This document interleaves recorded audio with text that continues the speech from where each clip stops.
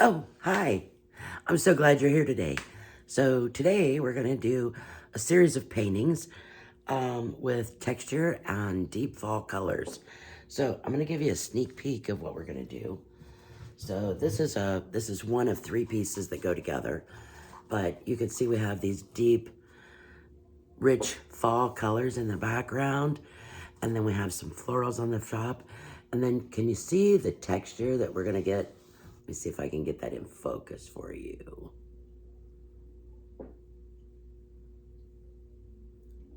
Too close. You could kind of see it right through there. It's hard to see on this one, but we're going to get a lot of texture and you'll see more of it later. Okay. I want to give you a list of the supplies before we get started. So today we're going to be working on the background and the texture. So texture first. So I work with these 2-inch canvases, but you can work with the smaller ones, any size you want to do. And they're gessoed canvases. They just come from Michael's, okay? Then, on top of the gesso, the first thing I start with is this Liquitex modeling paste. And you're gonna see that, how it works. And you can use a lot of things for texture. You could put sand in the paint, you can use plaster, you can use spackling, you can use a lot of things. I particularly just prefer this, so this is what I'm gonna use today. Then, for our background colors, these are all acrylic paints. I have burnt sienna, which is a deep reddish brown. It's a beautiful color for fall. I have a bright red. I have a deep green. I have a Payne's gray, which don't let that fool you. It's not gray. It's a deep, deep blue with some black in it. And it's a gorgeous color. Then I have cobalt blue. And then I have a gold metallic. So that's what we're gonna use to get started on our background. So I'm gonna get the camera situated so that we can start on that. And I'll be back in a minute. So now it's time to add the texture medium to the canvas. I'm just using a wide plastic spatula, putty knife, whatever you've got handy that you can use to spread it. It's a little thicker than the consistency of toothpaste, but it spreads fairly easy. And if you ever get where it's getting a little stiff, you can add just a tad of water to make it move a little better. And what you're going to notice here is when I get this on there the way I want it, I am going to mist it with water just lightly, and I'm going to take this offset knife and go around and make sure I smooth out any large high points. I'm not trying to get it smooth again, but I don't want any real rough edges. I want to leave that texture there because it's going to add interest to my background. This, you can put it on as thick as you want or as thin as you want, but it does add weight to the canvas and it will make the canvas much stiffer. So we're going to do this one more time on another one. And you see I'm just spreading it. And I'm not really too sparing with it, but I can spread it real thin if I want to, or I can, in certain circumstances, make it very thick. For this application, I was just trying to add some interest to the background, but not make it the focal point of the painting.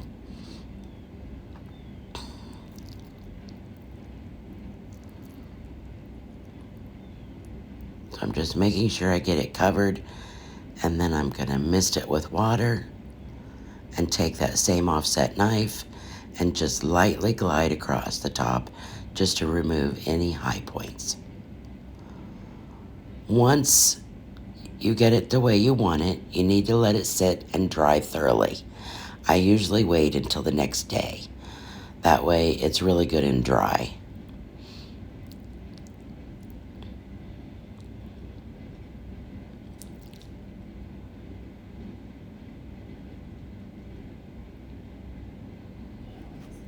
When it's dry, you're going to lightly sand it just to remove any excess edges. All right, it's time to start on it. So now you're gonna see here that I'm covering it with a coat of gesso because the surface is very porous and it will soak up your paint, and the gesso just stabilizes it. Okay, so we're ready to add color. I'm gonna start with a mixture of the unbleached titanium and the parchment. And you see I'm kind of like scumbling down in and scrubbing down in, make sure I get in all those little texture spots. I don't want to just go across the top and leave that texture white. I'm going to get down in there with the brush. So you want to use a brush that you're okay with scrubbing with.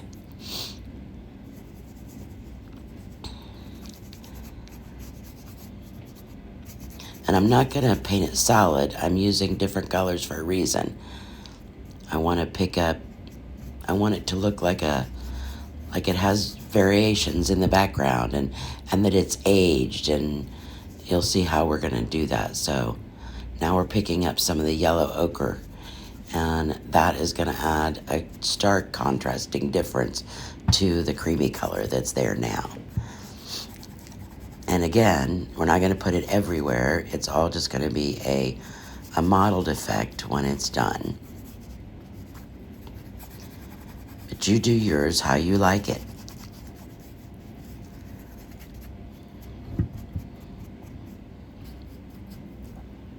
Okay, now I'm going to pick up some of that burnt sienna.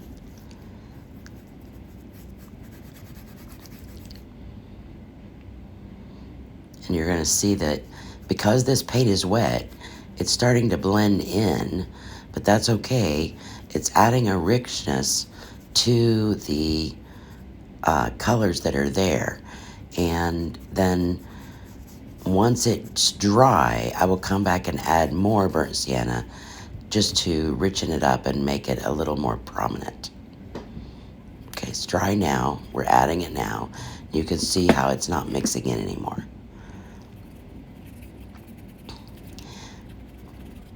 And I did 5 different sizes on here, so I tended to do them in steps. Okay, now it's time to start adding some of those other colors.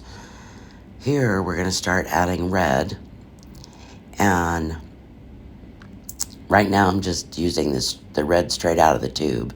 But on different spots on here, you'll see where I also added burnt sienna to the red to deepen it up and give it a little bit of a different effect. I've got it actually on my palette right next to each other, the burnt sienna and the red. And then over here, I'm adding the Payne's Gray. And you see how I am getting it down in, and then if I just lightly brush over it, just picks up the high spots. But I want these to go down in, and I'm not washing my brush between. I'm going back and forth, but I am wiping it off so that I don't have an excess amount of blue in with the red, because it would get muddy. And I'm just going back and forth, adding the red and the burnt sienna and the Payne's Gray to get, here's some more Payne's Gray. And you'll see I'm getting way down in the grooves there so that it will cover it.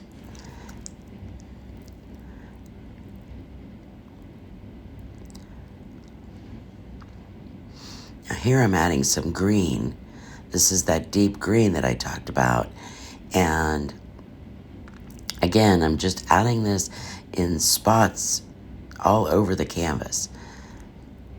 And you're going to see here in just a second, I don't want that green to be that strong. I want it to just be a hint.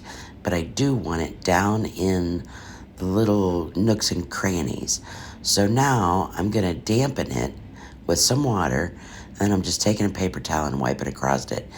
It softens what's on the surface, but it leaves that darker green down in those nooks and crannies, which is exactly what I want to happen.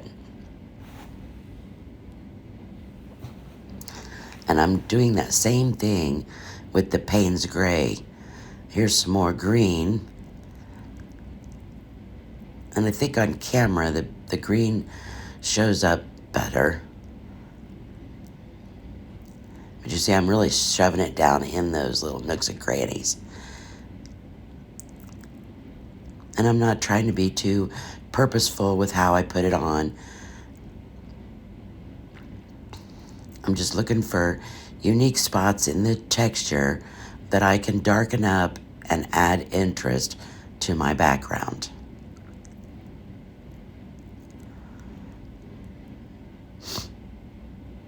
And as long as this acrylic paint is wet, I can still do this.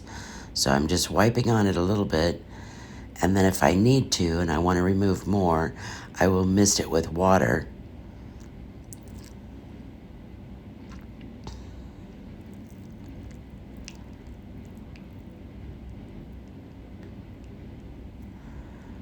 All right, so here's some more Payne's Gray. I'm really getting down in that groove.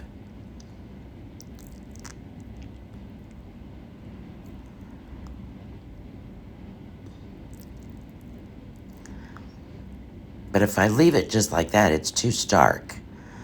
So that's why I am misting it with water and then coming back and wiping on it. I want you to be able to see through it and see the layers of colors.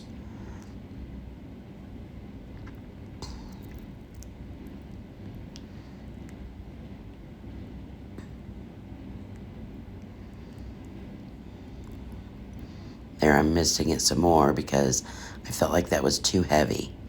So you see how, okay, there we go. Now I've still got hints of it, but it's not that heavy. And because the burnt sienna and the red below it is dry, it allows me to do that without removing those colors.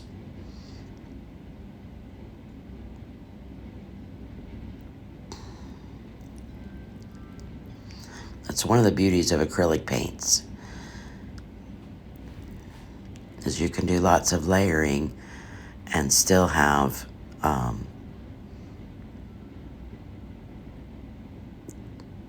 transparencies.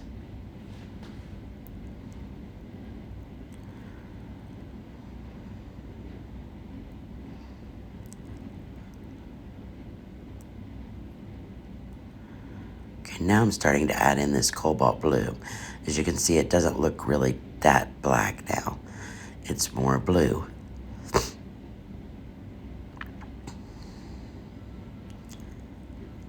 And again, I don't want it to be too stark. I want it to be hints of color.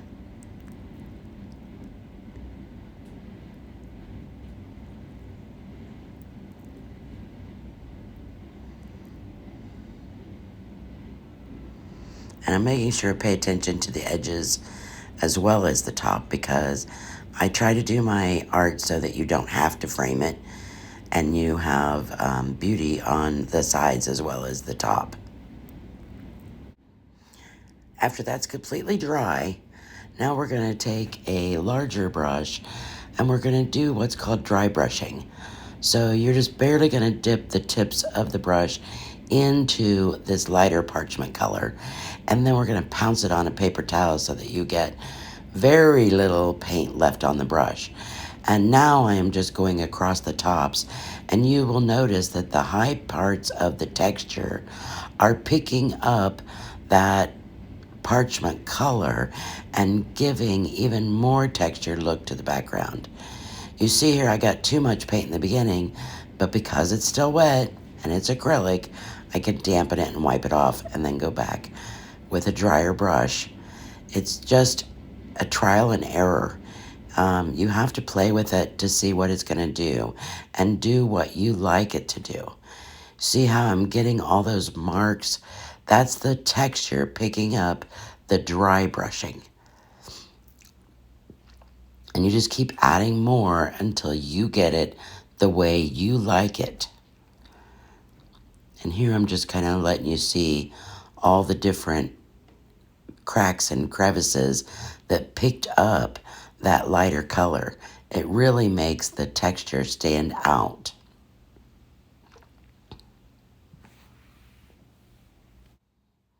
Now it's time to add some gold. So now this this texture is dry, the dry brushing is dry, and I'm going back over this with gold metallic, and I'm just letting my brush skim across the tops and let it just lay down. I'm not trying to blend it in too much, and the camera kind of gives it a shine, but I mean, there is a shine to it because it's metallic paint, but hopefully it's not too bad of a glare. And I'm not adding it everywhere, I'm just adding it in certain spots to highlight and bring out the richness of these fall colors.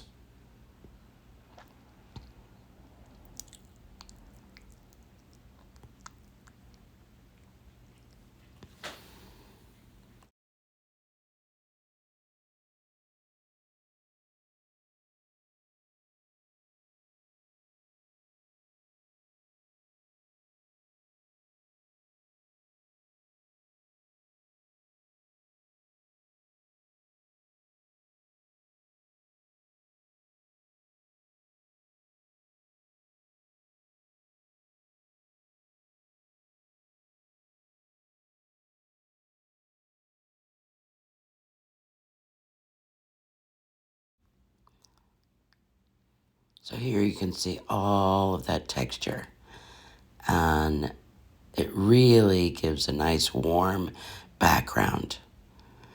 Thanks for watching. Don't forget to like and subscribe if you like this content.